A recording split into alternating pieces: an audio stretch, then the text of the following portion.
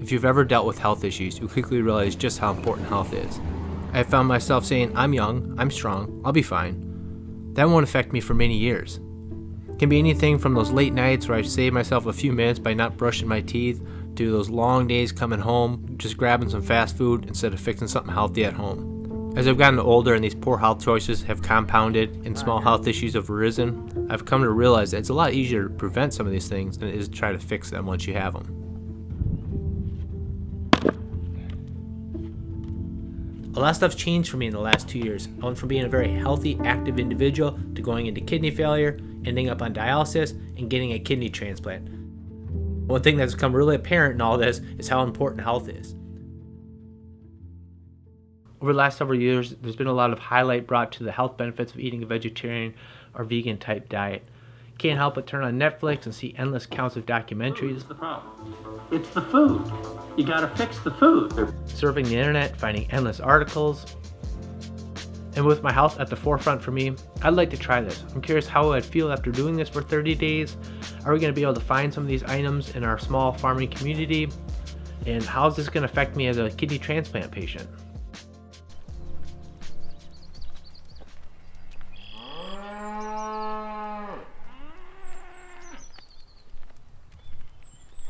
I figure we need some sweets for Grace at least. We could try this. Let's see, what is this? Mushrooms. Soy sauce. I would use the coconut aminos. Let's say we do this for a month, or let's say we continue to do it. We're going to make a trip instead of a half-hour trip to the grocery store. Now we're talking... But I could just do it like if I go to my parents. What day do you want to do the falafel thing? The very first thing we're going to do is put together a meal plan. It seems a little overwhelming to do 1 month's worth, so we're going to start off with just keeping things simple and do 1 week's at a time. We'll find some recipes that look pretty interesting, build a grocery list, and then actually head down to the cities to give ourselves the best chance of finding some vegan options. It looks disgusting to me. I don't think I can eat this. What is it supposed to be? Vegan mac and cheese? No, this doesn't look good to me. This, I've seen this. Hey, look at turkey list. Oh, Two patties. turkey patties?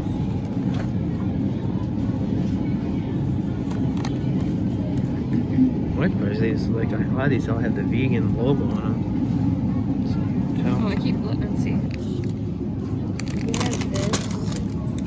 No, it's like random put in there, so I would like to grab out the cold stuff and put it in the bag. Okay. Absolutely necessary.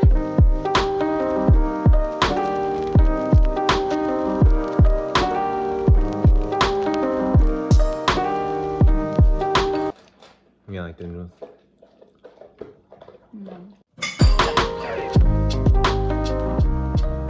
It's been officially 24 hours since we've started this. To be honest with you, I'm pretty tired. I don't know if that's because we just spent the day running around town shopping and trying to get all these ingredients and everything, or what.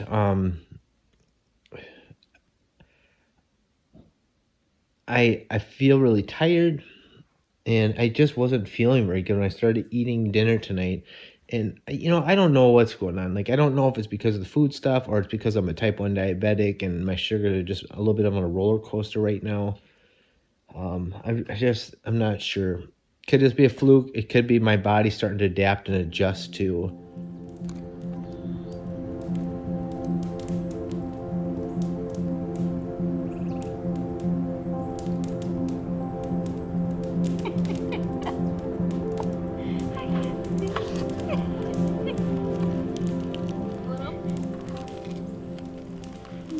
What do you think of it? Good? It tastes really good. Just the chocolate's kind of thick, so it's not gonna melt. Going on day 6 of eating vegan here. It's been a little bit of a roller coaster for me. Things have gone really well for my wife. She said she has not felt bloated at all, has lost weight. She says she's got more energy than she normally does. She usually's got an afternoon crash where she's got to drink coffee 2 or 3 in the afternoon. That is not the case for me. I don't drink any caffeine, so I felt pretty stable most days. However, I seem to really crash around 5 o'clock most nights. I get really tired and I generally don't feel very good. The thing I've seen suggested is fiber intake. That is something I'm not very familiar with. I don't know how much fiber I consumed prior to this. I don't know how much fiber I've been consuming. So I figured I better start getting something to track all this stuff. So I put an app on my phone to monitor what I'm eating during the day, which then gives you a whole breakdown of the calories and, you know, fiber, all that stuff. So you kind of get an idea on what foods you're consuming, what minerals you might end up being deficient on. So I feel like that's going to be a good starting point. So far during this one day that I've just started, it's lunchtime right now. I've already eaten lunch and I almost have hit my daily recommended fiber intake. So I still got the other half of the day to go. I'm a little nervous about that. So we're going to go run to kind of a local store. Reality, we just have one small town that's about a half hour away, and there's pretty much a Target and a Walmart there.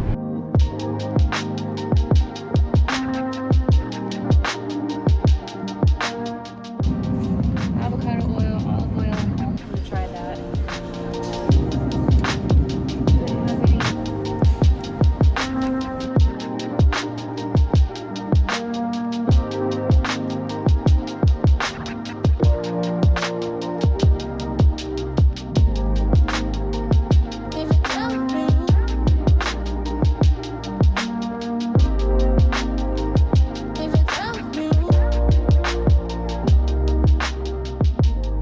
So I was pleasantly surprised by all the options that were available at our local Walmart. To be honest with you, I bet we've walked past these things a million times and never noticed them. Now that we're looking for them and starting to learn a little bit where to look in the store, we're getting a little bit more efficient at this. Very first time we went out shopping, it was pretty slow moving. We had to look at every single label. And to be honest, I was quite surprised at how many items had milk and eggs in it. And we're starting to get better at finding some of these things that comply. Another thing that goes along with that is we're starting to learn some of the name brands of some of the fake meats and cheeses and yogurts. So it's a little bit easier to pick these things out as you're walking through the store. That's been another big adjustment as well. You know, you look at the Western diet and generally your main portion of your meal is your meat and then you have your sides. You know, a lot of times your sides, your fruits and your vegetables are a lot smaller portions. So that's been a bit of an adjustment. I feel like the way we've been working through this or using a crutch is we've been relying on some of these fake meat alternatives. And to be honest, some of these are a little bit higher in sodium, so it's not the most ideal. Also, think about how much processing has to be done in order to turn fruits and vegetables into a meat-like substance. That's probably can't be the most healthiest thing. So I think as we get better at this, as we start growing our database of recipes, I think we'll start moving more and more towards a cleaner eating. But you think about it, you know, we didn't get here overnight. We've spent our lifetime eating this way, and it's going to take some time to learn and adjust.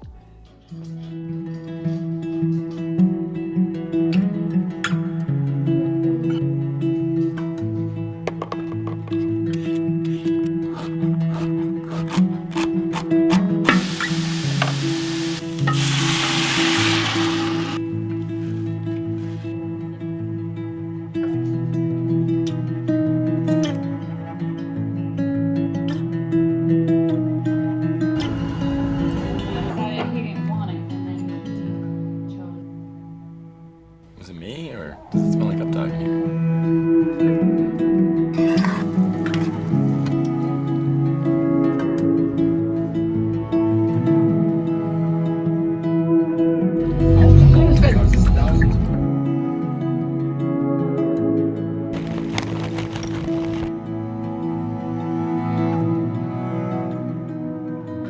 So right now, end of week 3, I've been feeling really good. I had a little struggle early on. I don't know if it was my body adapting or if just making some of these little minor changes helped that much. I started using an application called MyPlate. I just wanted to track how much stuff I was eating every day. I was a little surprised by some of the results. There was days I ate more sodium than I realized I took. But one thing that seemed to be a pretty common trend is I was ending up short on my calories every day.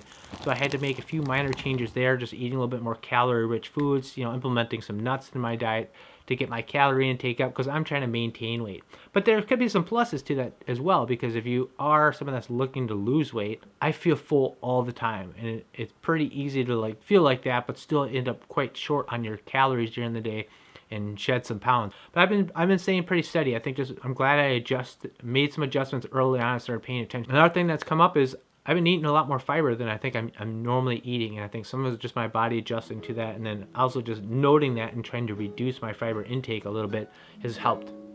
I think one of the biggest challenges that we've had to face so far is trying to figure out what we're going to eat while we're out on the road. There's nights we have softball games going on. We have a couple of the big chains around, but there's not really a lot of options that actually fall into this category. So sometimes we've had to get a little creative on how to make things work. 6-inch Italian, veggie delight, no cheese.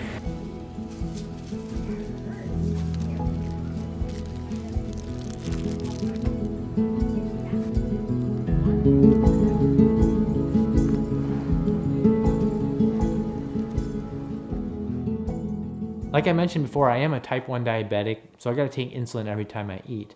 In the past, a lot of times I would eat a lot of meat and cheeses because it low in carbs. I didn't really have to take much insulin for it. So that's been a little bit of adjustment as I've eaten to this. I've been eating a lot of beans, lentils, potatoes, all sorts of things like that.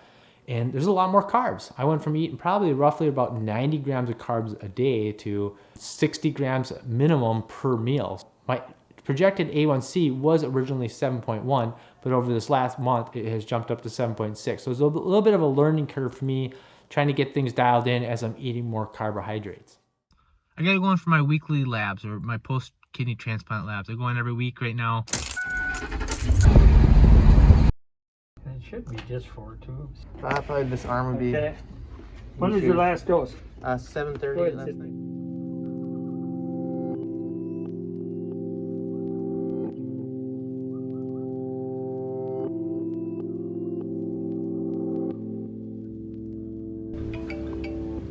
Last 30 days I've been eating like a vegan type diet. I mean, would that have any effects on my medication levels or my white blood count? For example, like my Tacrolimus levels and my mycophenolate levels have been up quite a bit. So I don't think it has any effect on your white blood cell count, and may have a little effect on like your mycophenolic acid level. I don't normally think of diet as having too much effect on Tacrolimus, but I will say if you're more of a vegan diet, you probably have more fiber in your diet. Maybe you have more bowel movements, or your bowel movements. They've been staying the same. So it's a little hard to know. I don't think of that as the diet as having a big impact, though. So the way I've looked at this is in a pretty positive light. If you think about it, if I'm able to keep my immune suppression medications lower and still be able to keep myself safe from going into rejection, it might be actually a win-win, just because sometimes there are side effects that go along with some of those immune suppression medications, as well as like the long-term effects. So when I started going into kidney failure, the very first thing the doctors had me do was get on a pretty restricted diet to try to prolong my existing kidney function as long as possible. I had to watch how much phosphorus I ate. That's anything from beans, nuts, lentils, any sort of dairy, whether that's milk or cheese. I had to watch my potassium levels, so bananas, avocados, oranges, mangoes, spinach. And that was something I struggled with quite a bit. I was actually even on a binder leading up until I got onto dialysis. And the last thing I had to restrict out of my diet was animal protein. Since I'm relatively new to being transplanted here, being able to eat potassium and phosphorus was really a blessing. So of course one of my concerns was how was this one single kidney that's been transplanted into me going to be able to handle all this, because over this last couple weeks I've been eating a lot of potassium and a lot of phosphorus. I'm quite pleased with my labs. I'm sitting right there in the middle at 4.5. So we've definitely gotten a lot better at this as the month has progressed along. Definitely have changed our mindset on some things a lot as well. When we first started off, we'd go down to the cities and we were looking for vegan options, but in reality we were just looking for a lot of alternatives, meats, cheeses, yogurts, milks. And I felt like we were just getting a lot of processed stuff, a lot more than what we were eating previously. As we progressed along and our mindset has sort of shifted on how to piece together meals, not just have this meat as the centerpiece of the meal, we've definitely switched to a much more of a whole plant-based diet, and I feel like we've been feeling better because of it. Now, if I had to turn back the clock here, pre-transplant, someone that was fighting kidney disease or on dialysis, I feel like this would be a very difficult diet. I didn't struggle as much with phosphorus as I know others do, but I feel like I could have just looked at something that had potassium and my levels would have doubled. I think everybody's different. I've been reading in some of the kidney-related groups of individuals that have switched to a plant-based diet and have reduced their blood pressure, which then helps improve their kidney function, or have lost weight, or their GFR has just suddenly gone up a lot. And Other people, not as much, because their levels get too out of whack. And I feel like I would have struggled with some certain things. So if you're someone that comes from a similar background that I have come from, I would suggest maybe kind of dabbling your feet in there and watching your labs and making adjustments just like you would with anything else. I think one of the questions people are wondering is, are we going to continue to do this? My wife's a lot better. She's lost weight. She feels more energetic. I feel really good too. And I think my biggest struggle is something that's been eating away at me since the beginning of all this. I almost, in some weird way, feel like my identity is tied up in meat in some ways. I'm a hunter fisher. Come from a background of it. My world kind of revolves around something. I save my vacation days for the hunting season. I love going out and working with my dog and rounding up, ducks and pheasants. And I love spending time in the outdoors and being able to go process a deer myself and put all that meat into the freezer. And we've raised a lot of our own chicken before and pork. And knowing where the animal has come from and being able to work with the animal, and there's a lot of fun. And I feel like if I'm not eating meat, what is the point of any of that? It very much changes my perspective on some things. It's something that I've struggled with. If I look at it as a day-to-day thing of not having animal products in my diet, it doesn't seem like that big of a daunting task, to be honest with you. Matter of fact, it almost feels a little like a game right now. I'm so far along that the idea of slipping up, having some cheese or just one burger or something, I feel like I almost like lose the game. So it's been something I've struggled with. I wish I had like we switch, and I don't know what that is going to look like, and it might take some time. Even if I'm not somewhere down the road, it will definitely change my eating habits, I guess. So as long as my labs are looking good and stuff, and I'm feeling good, I'm quite happy. So I hope this video can help someone out, whether you're thinking about doing this or someone that comes from a similar background as myself. Maybe some things to look out for. If you found this video helpful, consider clicking that thumbs up button and subscribing. Hope you enjoyed the video, and we'll see you on the next one. Thanks for watching.